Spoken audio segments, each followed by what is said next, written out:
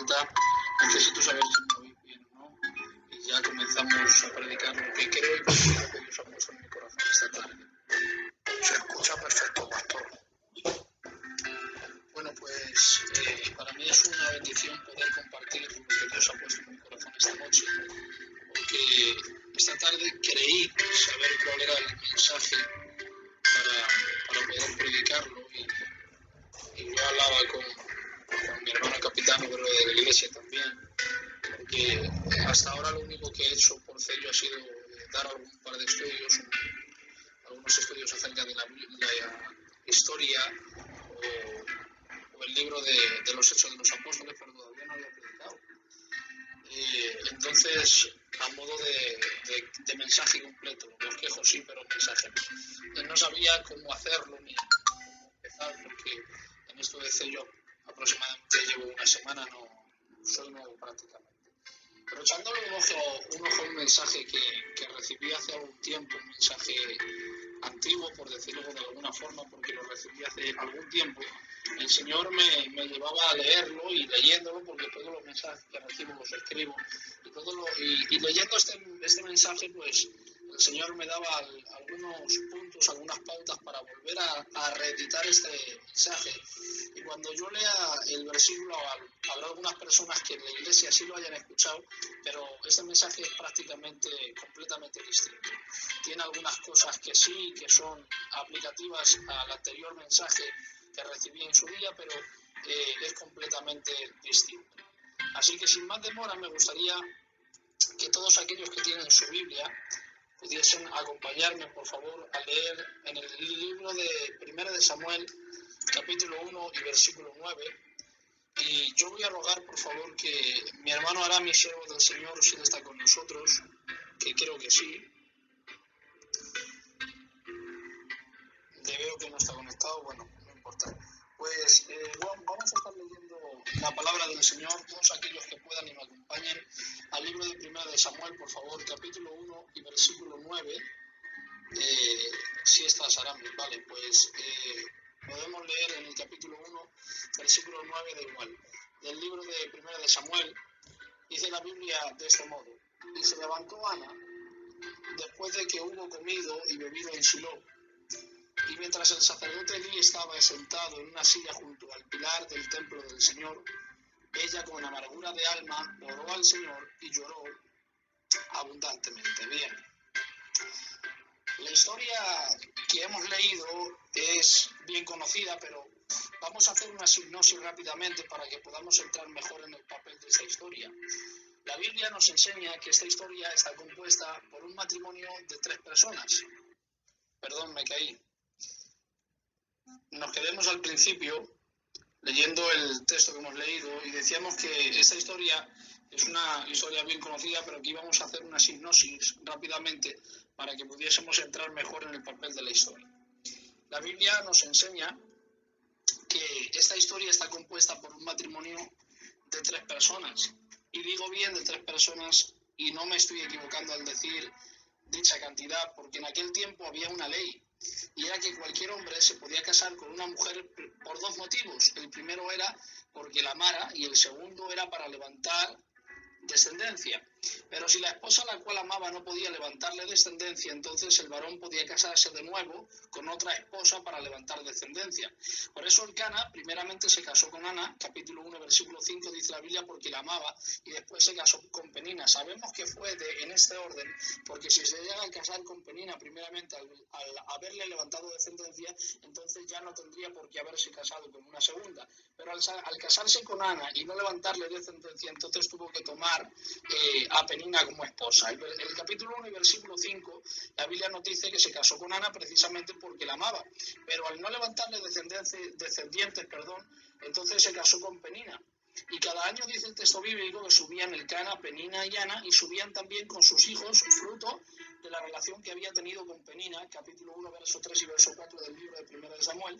Pues la Biblia dice que Ana, Dios, no le había permitido tener hijos. Pero lo peor de la vida de Ana no era que no pudiese concebir y tener niños, sino que precisamente por este problema Penina irritaba a Ana. Ahora, jamás he podido comprender cómo, viviendo bajo el mismo techo, teniendo la misma autoridad, una irritaba a la otra. Y la Biblia dice literalmente que eran rivales. La Biblia dice literalmente que eran rivales. Deberían haberse llevado como hermanas, pero por el mal proceder de Penina había rivalidad. Y hoy todavía sigue habiendo rivalidades en el mundo y, por qué no también decirlo, también en la iglesia de Jesucristo. Aun viviendo en la misma casa, en la misma iglesia, viviendo bajo la misma autoridad que es Cristo, todavía hay rivalidades por el mal proceder de algunos hermanos que tienen frutos, pero que no dejan fructificar a los demás. Somos a veces como los hermanos de José, que ellos, estos hermanos, cada uno de ellos, la Biblia dice que tenían capas y túnicas, pero aunque tenían túnicas y capas, manchaban la túnica de José, porque hay quienes tenemos túnicas y fruto, pero dañamos a quienes todavía no los tienen, o a los que están propensos a alcanzarlos. Pero hoy más que nunca no debería, mirando el mundo tal y como está hoy, no debería de haber rivalidades, sino compañerismo, como Simón y Andrés, que la Biblia dice que de ellos, que cuando limpiaban las redes de lo obtenido en la noche, en la pesca, no lo hacían solos, sino que dice la Biblia que lo hacían juntos. Y es que cuando recibas crecimiento y fructifiques, qué mejor manera de hacerlo con tu hermano, sabiendo que la Biblia dice que cuán hermoso y delicioso es habitar los hermanos juntos y en armonía. Y no solo sirve a habitar, también hay que hacerlo en armonía. Y es que en este tiempo, donde los gobiernos luchan por un antídoto para el COVID-19, un mal que nos está dañando a todos los que vivimos bajo la misma casa como vivían Penina y Ana, llamada globo terráqueo, en el tiempo donde deberíamos de ser unidos más que nunca como hermanos buscando una solución para este mal, todavía hay intereses políticos y financieros tratándose de ser los primeros en alcanzar un antídoto para después tener el reconocimiento mundial, para ser el país más guay, el chico de la película, para ser el país que pasen a la fama por ser el país que consiguieron algo que vale miles de millones de euros y también la cura para millones de personas. Y en vez de compartir lo tomado en la noche fría como Simón y Andrés, todavía no estamos preparados para ello. Aún no hemos aprendido a estar en armonía, aún viviendo en el mismo lugar. Pero esto es un mal que nos acompaña desde hace mucho tiempo, y si no que se lo pregunten a los hijos de Isaac y Rebeca, que aunque habitaban en el mismo vientre, estaban en rivalidad, Jacob y Esaú, y le hicieron daño a la madre. Pero tengo que decir, y entramos en el mensaje más que nunca, que necesitamos parecernos a Aarón y a Hur, que apoyemos al que lucha en la batalla, porque da igual si uno levanta las manos o si otro lucha, lo importante es ser victoriosos habitando en armonía. Da igual si usted es de los que lucha con las aflicciones en el campo de batalla y si yo soy de los que levanto las manos del cansado Moisés. Lo más importante es que obtengamos la victoria al luchar unidos. Los países hoy día deberían entender que no importa a quién lo canten las doncellas de la prensa.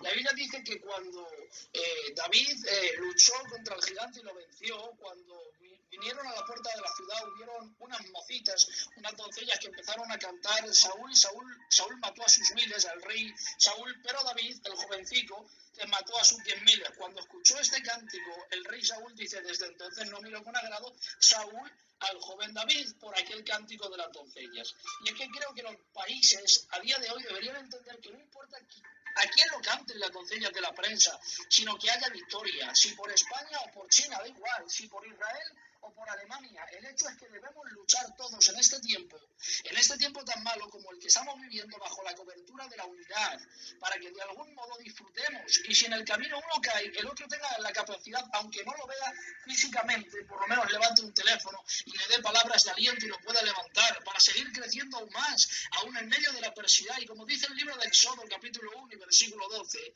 la Biblia dice que cuanto más oprimían Egipto a Israel, dice, más se multiplicaban y crecían Israel, dice, de manera que los egipcios temían a los hijos de Israel. Y que la iglesia, al igual que Israel, la iglesia de hoy, cuanto más dolor, adversidades y enfermedades tengamos, podamos tener el poder de que en unidad crezcamos cada día más.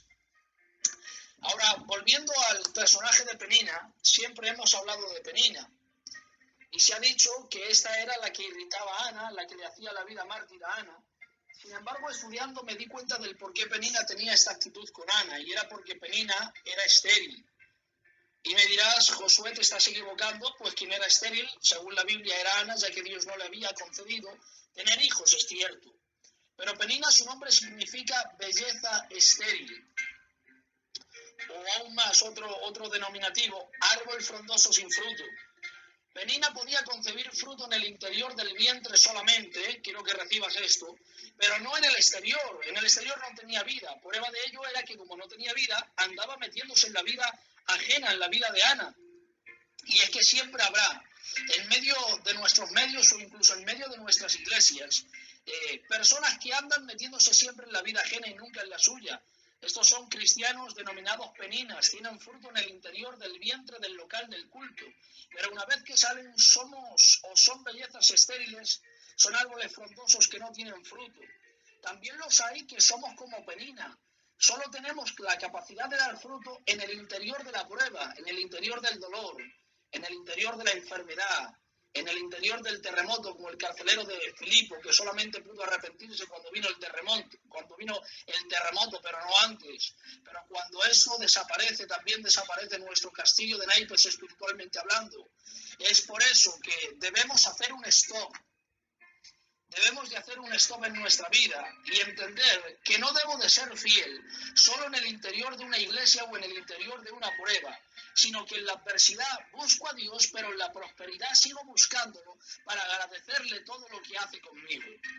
Por eso, si eres de los que tu ansia por buscar a Dios ha nacido a través de la crisis del coronavirus, tranquilo, no voy a ser yo quien venga a juzgarte esta noche, pero sí vengo a recordarte que estás en deuda con Dios como todos nosotros y que no debes acercarte solo cuando estés en el interior de la prueba, sino cuando esto termine, tienes que seguir acercándote a Dios para darle gracias a Dios porque Él te protegió.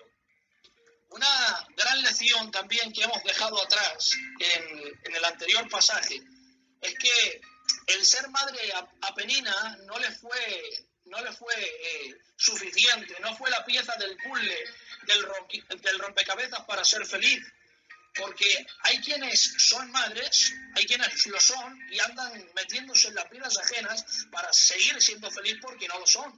Por lo tanto, el vacío existencial que tu vida tiene hoy, madre que me estás escuchando esta noche, no se llena con un hijo al cual hay que alimentar y que lo tuviste tal vez por llenar el vacío emocional de tu matrimonio, sino acercándote a Jesús. Es de la única forma que puedes ser feliz y teniendo una relación con Él cada día. La segunda lección que hemos dejado escapar es que lo puedes tener todo, pero no ser feliz. Porque todo es nada si Jesús no es tu todo. Lo repito, digo que todo se convierte en nada si Jesús no es tu todo. Se cuenta que un hombre estaba intentando tratar de dormir en su cama, de 1.000 y pico euros el colchón, un colchón hermoso, de plumas, muy hermoso, un colchón viscoelástico de estos que son ahora, con una almohada muy cara. Pero en medio de esa cama tan cómoda y tan cara empezó a tratar de dormir y se dio una vuelta y veía que no podía dormir, otra vuelta y veía que no podía dormir, otra vuelta empezó a sacudir la almohada a ver si era la almohada lo que no le dejaba de dormir, hasta que ya despertándose, encendiendo la luz, trató de ir a tomarse unas pastillas y su esposa le dijo: no es la cama, el problema no es de la almohada, el problema es de tu conciencia. Porque hay quienes lo tienen todo pero no tienen el descanso para poder dormir. Porque el dinero nos puede dar una cama, pero jamás nos puede dejar conciliar el sueño. El dinero o las riquezas nos pueden dar una medicina, pero no nos va a conseguir dar la salud. Nos podemos comprar una casa con el dinero, pero jamás un hogar. Con el dinero podemos comprar un crucifijo, pero no al Salvador, porque la salvación no se puede comprar. Por eso lo puedes tener todo y aún así no tener nada, porque no tienes paz. Mira, hace unos días veíamos, porque lo hemos visto, por lo menos a mí sí me lo han enviado, un vídeo de un muchacho que entraba dentro de su casa, en el patio de su casa, y se grababa tirando, pido disculpas por la expresión, pero es así como aparece, rompiendo, tirando a la basura una plantación de marihuana que él dice que estaba valorada en 20.000 euros. Este chaval pues podría tener muchas cosas, con 20.000 euros se compran muchas cosas, pero aunque tenía muchas cosas no era feliz porque no tenía a Dios. Y es que la pieza de tu puzzle para ser feliz, hombre y mujer que me escuchas esta noche, es Dios. Y es hora de que lo invites a tu hogar. Es hora de que invites a Jesús a tu matrimonio. Es hora de que invites a Jesús a tu vida. No es para mañana, es para hoy. No es el tiempo de dormir una noche más con las ranas, como hizo Faraón, diciendo, bueno, mañana vienes y oras para que todo esto desaparezca, cuando se lo dijo a Moisés, cuando podía tener la solución hoy. Hoy es el día que tienes que invitar a Jesús a tu matrimonio, a tu casa, a tu vida y a todo lo que tienes. Y volviendo a Penina, Penina era estéril y la evidencia de ello era que andaba metiéndose en la vida ajena. Y por esa razón, por el hecho de aparentar lo que no tenía, Jesús mismo también rechazó a la higuera. El libro de Mateo capítulo 21, verso 18. Jesús se acercó a la higuera para asir de ella y no halló en ella sino hojas y Jesús la secó.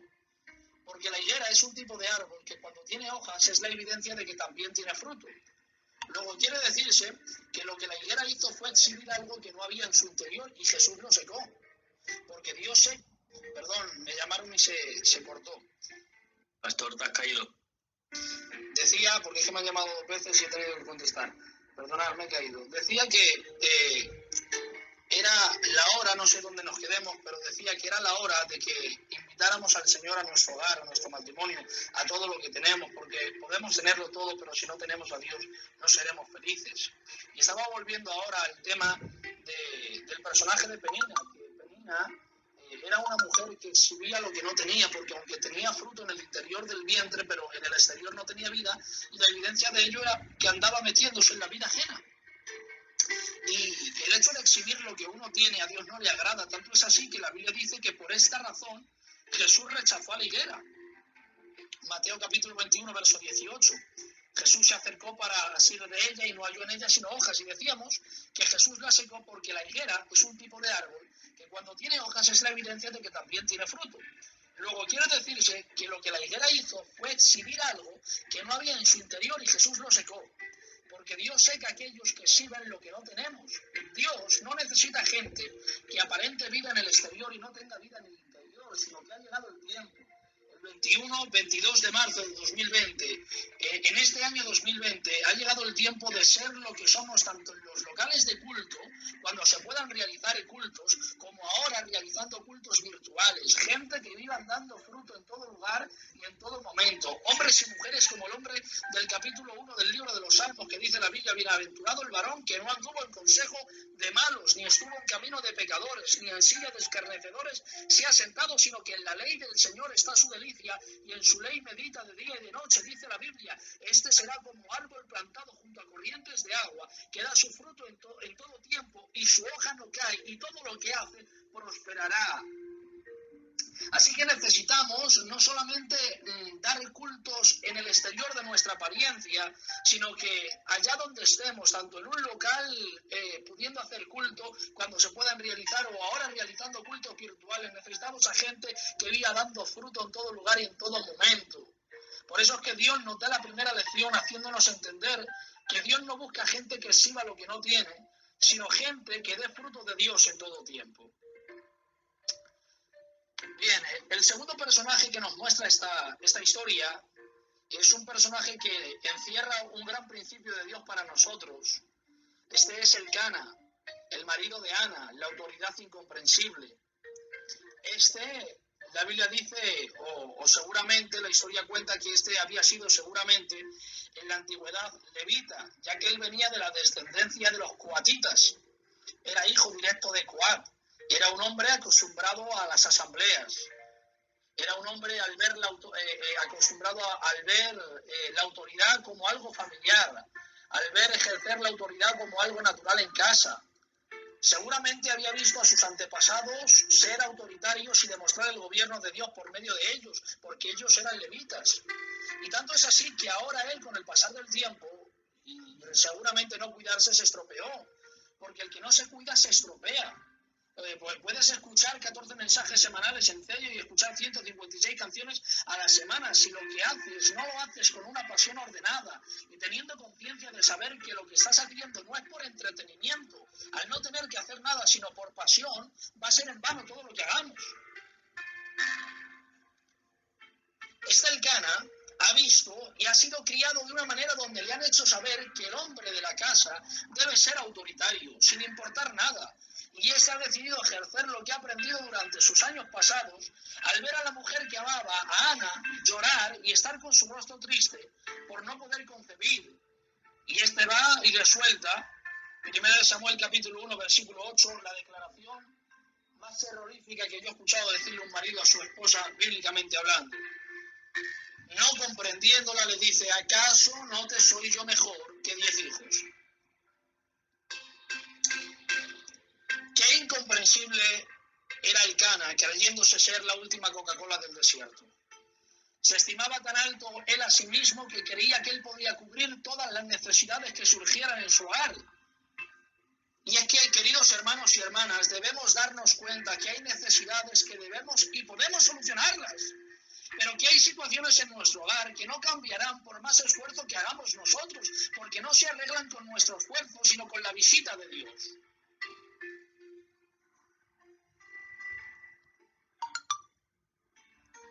La Biblia dice que Abraham se tiró, no sé cuántos años fueron para concebir,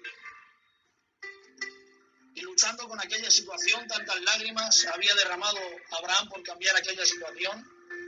Incluso Sara intentó ayudar, valga la redundancia de la palabra, al Señor, ofreciéndola a su esclava a Agar. Pero ¿saben cómo se solucionó esta situación tan difícil? Génesis 21 es testigo de ello. No se solucionó con el esfuerzo autoritario de Abraham, sino con la visita de Dios. Visitó Dios a Sara como había dicho y concibió Dios como Dios le había dicho a Sara. Es que en este tiempo de confinamiento, de estar encerrados, de problemas tal vez que no contábamos con ellos, no podemos tratar de ser quien solucionemos todos los problemas que surgen.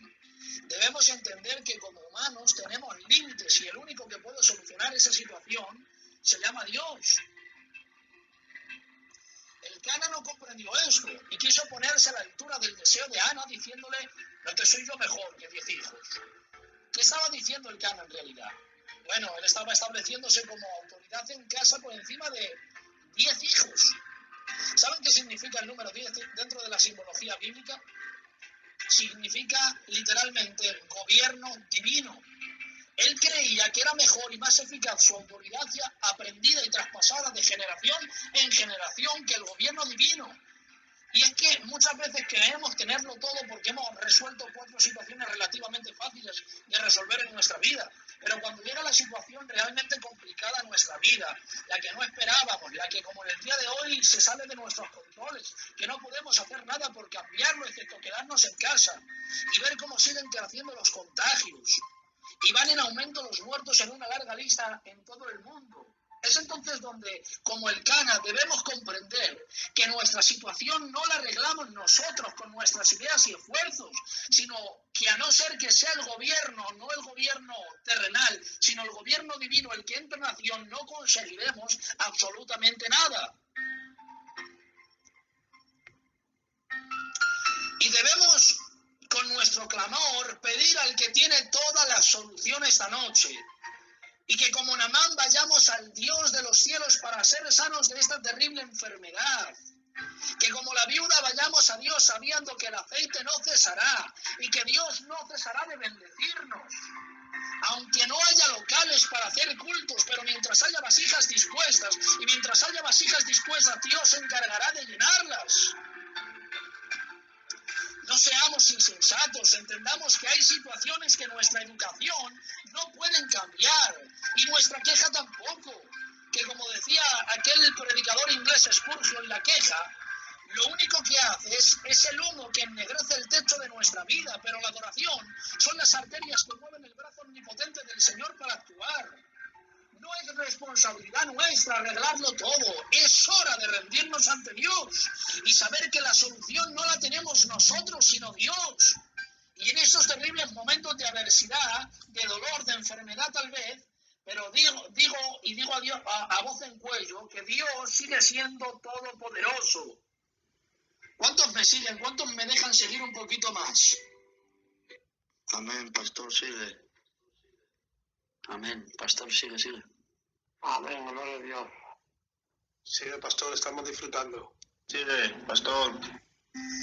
Bien, gracias. Gracias por extenderme estos momentos de tiempo que no va a ser mucho más. Digo que hay situaciones que nosotros no podemos controlar y que tenemos que ir a donde el único que tiene la solución, que es Dios. Y es que a pesar de que haya enfermedades a día de hoy que nos están manteniendo en casa, en un estado de alerta, Dios sigue siendo poderoso y eso no cambia cualquier situación que estemos viviendo hoy. Y vayamos un poquito más avanzando en la historia. El tercer personaje de esta historia, que sigue enseñándonos Dios a través de él, es el sacerdote Elí, que la Biblia dice que vivía en el templo. Pasaba 24 horas dentro de la iglesia, pero adivinen, no tenía visión. Porque lo que nos garantiza tener visión no es el tiempo que pases en la iglesia, sino el tiempo que pases en la presencia. Mira, puedes haber estado asistiendo a la iglesia todos los días cuando se podía hacer culto en un local, y ahora hacer 14 cultos virtuales a la semana. Pero eso no te convierte en un visionario, sino en un religioso. Y hay una gran diferencia entre el religioso y el visionario. El religioso aparenta pero no ve. El visionario ve aún sin apariencias. Gehazi, cuyo nombre significa, qué gracioso esto, y qué contradictorio. El nombre de Gehazi significa valle de visión. Y es que efectivamente tenía nombre de visionario y apariencias también, ya que acompañaba a un hombre que era un visionario de verdad. Pero a la hora de la verdad, cuando dice la Biblia que vinieron un ejército, que venían, me parece que eran 300.000 a pelear contra Gehazi y el profeta, es verdad que eran 2 contra 300.000, y cualquiera se hubiese derretido en terror.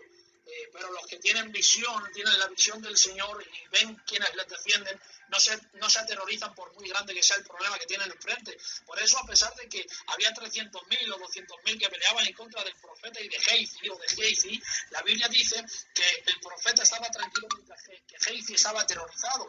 Sin embargo, en un momento dado, el profeta pide al Señor una oración y le dice: Señor, abre los ojos de mi siervo. Y Gehazi no es que estuviese ciego ni que tuviese los ojos cerrados. Lo que pasa es que Gehazi tenía vista pero no veía con la visión, aunque tenía nombre de visionario. Valle de visión es lo que significa Gehazi, y acompañaba, tenía apariencia de visionario, pero no era un visionario, era un religioso. Por eso cuando vio el peligro se asustó. Pero cuando los ojos de Gehazi fueron abiertos y vieron el ejército de avispas que defendían al profeta y a Gehazi, se dio cuenta que entonces ya no podía tener temor, porque era Dios quien le defendía.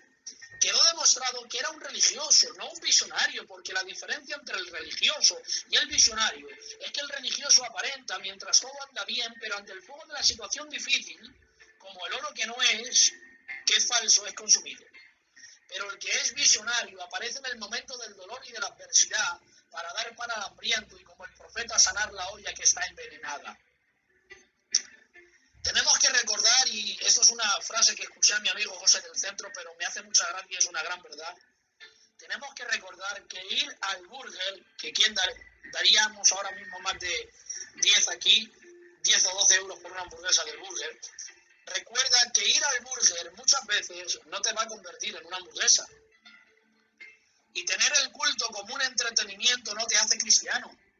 Así que recuerda que en estos tiempos tan difíciles que estamos viviendo, no tenemos que hacer uso de la religiosidad, sino de la visión, que por otra parte se consigue teniendo relación con Dios. Mirad, Saúl era rey de Israel. Tenía cetro, báculo, corona, pero no tenía visión. Y tanto es así que no tenía visión, que dice la Biblia que un día, o bueno, durante 40 días, vino un ejército, un gigante, que medía aproximadamente 2 metros 96 centímetros de altura, pesaba, según los estudiosos, 310 kilos aproximadamente, un gigante con todas las letras. Venía cada día durante 40 días a aterrorizar al pueblo, porque lo tenía aterrorizado completamente, y venía cada día diciendo: ¿quién hay un valiente entre el pueblo de Israel, entre el ejército de Israel, que salga a pelear conmigo? Si me vence, entonces los filisteos y Gad serviríamos a Israel, pero si ocurriese al contrario, Israel serviría a Gad y a los filisteos. Y nos encontramos con Saúl, que tiene cetro, tiene báculo, tiene corona, que a su mano, si él le hubiese levantado la mano y hubiese hecho así para adelante, hubiese avanzado del ejército y hubiese acabado con el gigante. Pero ese gigante lo tenía atemorizado, porque aunque tenía cetro, báculo y corona, no tenía visión. Sin embargo, nos encontramos que viene un pastorcillo de ovejas llamado David, y cuando se acerca a darle los alimentos a sus hermanos, cuando está allí, ve a aquel gigante que está haciendo de nuevo la declaración, porque no sé cuál es tu gigante, pero ese gigante va a tratar de desafiarte todos los días para atemorizarte. Pero tengo una buena palabra de Dios para decirte esta noche: tienes a uno de tu parte que es mayor que cualquier gigante que se oponga delante de ti. Recíbelo esto como una palabra de Dios. Y este joven, cuando se acercó a darle los alimentos a sus hermanos, él no venía preparado para luchar, venía para alimentar a sus hermanos. Y cuando ha llegado al campo de batalla, ve de nuevo la declaración de este gigante diciendo: ¿quién hay de los de Israel que pueda pelear conmigo? Sois todos unos cobardes, tal vez les dijo. Y aquel joven, que sería grande porque le sirvieron las ropas de Saúl para luchar, y Saúl de hombros para arriba era el más alto del pueblo, pero que era un joven con 16 o 17 años, era un muchacho.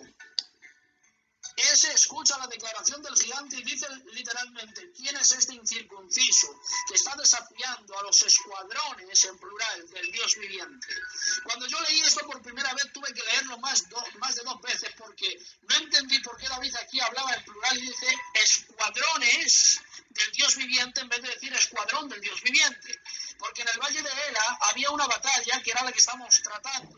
En una parte del valle estaba Israel con su escuadrón, con un solo escuadrón, y en la otra parte estaba el ejército de Gad, el ejército de los filisteos, con un solo escuadrón. Cada ejército de cada país o de cada ciudad tenía un escuadrón. Sin embargo, David viene y dice: ¿quién es este incircunciso que está desafiando a los escuadrones del Dios viviente? Habla de más de un escuadrón. Nosotros no lo vemos con la vista. Nosotros, si le preguntáramos a David, le diríamos: David, ¿dónde ves un segundo escuadrón? Porque yo solamente veo al escuadrón de Saúl, que por cierto está atemorizado por el gigante. Él nos diría: bueno, nosotros hacéis uso de la vista, pero no de la visión. Yo con la visión estoy viendo al ejército del cielo que me defiende. Ay, Dios mío, por eso él tuvo la capacidad de enfrentarse al gigante y derrotarlo, porque no veía al gigante. Él no perdía tiempo en fijarse en el gigante, él se estaba fijando en los ejércitos del Dios viviente que estaban para defenderle. Y es que quiero decirte a ti que ante esta crisis sanitaria que está creando un manantial de terror entre toda la humanidad, los creyentes y los no creyentes, estarán, Dios mío, estarán como Saúl. Sabrán quién es Dios de manera intelectual y estarán aterrorizados porque solo van a ver un gigante delante de ellos que ha sido capaz, y esto es fuerte, de que solo en nuestro país a día de hoy, día 22 de marzo, o día 21 de marzo, mejor dicho, porque ya son más de las 12, pero es el día 21 de marzo, solo en nuestro país ha sido capaz de contagiar a más de 24.000 personas y acabar con la vida de 1.378. El mismo gigante que está causando estragos en todo el mundo, en Europa, en Asia, en África. Pero los que conocen a Dios del cielo que los defiende, al mismo que guarda cada día, así, Dios guarda que cada día que 7.000 billones de personas en el planeta Tierra coman, tengan salud, se desarrollen y vivan todos los días. Por eso, si no quieres vivir en este tiempo histérico e histérica, debes hacer, como diría el gran príncipe de los predicadores, Basilio Motos: no le hables más a Dios del problema. Debemos volvernos en fe y hablar al problema y decirle el gran Dios que tenemos. No dejes que la enfermedad trate de aterrorizarte. Recuerda que tienes al Dios eterno de tu parte y no habrá demonio ni enfermedad que pueda vencerte.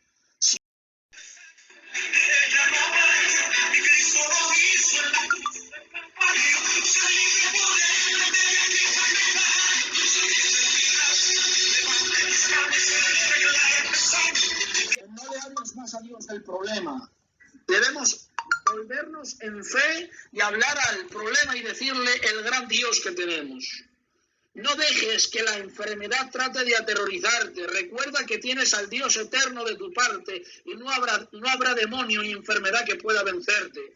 Si es Dios quien está de tu parte y en su voluntad está que te sanes. Vamos terminando. El cuarto personaje que nos muestra esta historia es Ana, la que la Biblia dice que subía cada año al templo y bajaba de la misma forma. Subía, sacrificaba y se bajaba sin niño, se bajaba sin Samuel, sin niño. Pero un día, esto me llena de gloria y bendición, el martirio, el sufrimiento de Penina provocó en Ana subir a adorar. Y digo yo que bendito fue el martirio de Penina en esa ocasión, que fue la que propulsó a que subiese a adorar. Y no me alegro de la causa del coronavirus, ni tampoco del COVID-19, del coronavirus en sí, no me alegro de ello. No me alegro tampoco de la situación que estamos viviendo, pero es cierto que gracias a situaciones como la de hoy en el mundo, hay gente acercándose a los pies del Señor de nuevo. Y es que, si me lo vais a permitir, benditas son las crisis que acerquen a la gente a los pies del Señor, porque el cuerpo muere y se acaba, pero el espíritu es lo más importante por encima del cuerpo. Vamos finalizando. Ana hizo algo que quizás sin apenas salirle palabras de su boca, Ana subió y sin apenas salirle palabras adecuadas de su boca, pues tal vez balbuceaba lo que quería decirle a Dios, pero de algo sí estoy seguro. Lo que estaba haciendo, lo estaba haciendo desde el corazón y compasión. Palabras que apenas se le entendían, pero como dice mi tío Pepe, seguramente Ana dijo: Señor, lo que mis palabras no te alcancen a decir, te lo dirán mis lágrimas. Y que si se lo dijeron. Porque cuando ella lloró con esa oración tan poderosa, porque tu oración es poderosa delante de Dios, cuando ella oró con esa oración tan poderosa, Dios la oyó y dijo sí y amén. Y en este día hago un llamado a que como Ana nos levantemos en oración y le digamos al Señor lo que necesitamos, y que aunque nuestras palabras no sean las más adecuadas, pero busquemos el rostro del Señor y oremos sabiendo que Dios nos escucha, que el Dios creador de los cielos y de la tierra, que colocó el cosmos en su lugar, ese Dios nos escucha, y que quizás para Él, quizás sea para el mundo una cosa de locos orar en una situación así. Hay quienes están haciendo su aporte para esta crisis, haciendo mascarillas desde un bar, haciendo mascarillas, transportando material sanitario, y yo estoy de acuerdo con ellos, está bien. Y hay algunos que dirán que orar en una situación así no es lo más conveniente, es una cosa de locos. Pero, ¿sabes? Seguiré orando, sabiendo que mi oración, junto con la suya y cada una de las que me estén escuchando esta noche, cada uno de los que oran esta noche, tienen el poder de hacer a Dios actuar para que todo eso acabe. Bueno, ¿y dónde está el fruto esperado, el Samuel de esta historia? ¿Dónde está? Solo viene cuando nosotros decidamos hacer como hizo el proceso de Ana. Solamente aparecerá, como dice Segunda de Crónicas, capítulo 7 y verso 14, y con este texto termino. Dice Segunda de Crónicas, capítulo 7 y verso 14, si se humillare mi pueblo, hablando el Señor, si se humillare mi pueblo, como Ana se humilló para adorar, si se humillare mi pueblo, sobre los cuales mi nombre es invocado, y oraren como oró Ana, y oraren y buscaren mi rostro, y se convirtieron de sus malos caminos, entonces, y no antes, entonces, dice el Señor, yo iré desde los cielos, perdonaré sus pecados y sanaré su tierra. Que se rían si quieren, pero la oración es la causante de las bendiciones y también puede ser lo de la sanidad que todos esperamos.